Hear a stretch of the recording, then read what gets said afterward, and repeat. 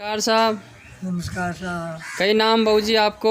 सत्यनारायण मानो। सत्यनारायण जी शर्मा। हाँ। किसी जगह आप बेटा जो कई नाम गांव को? रतनपुरा गांव। रतनपुरा भीलवाड़ा जिला। हाँ, और इधर फूलिया। फूलिया गलत तहसील साहब। अच्छा, फूलिया कला तो अजमेर में आता आपके? मीना, अच्छा अटई अच्छा अच्छा। भीलवाड़ा में। भीलवाड़ा में लास्ट अजमेर आ जाता पास हाँ, में। लास्ट में। ये आपके हाथ में ये आयुर्वेदिक दवा है मोरिंगो फाइटोसाइन।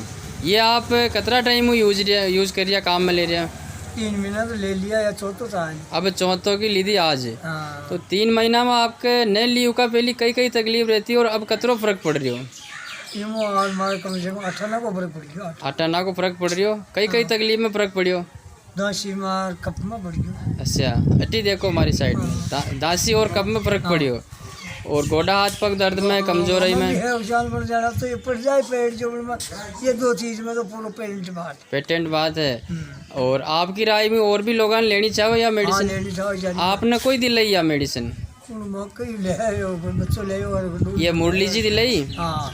एक बार बोलो जय मोरिंगो। जय मोरिंग।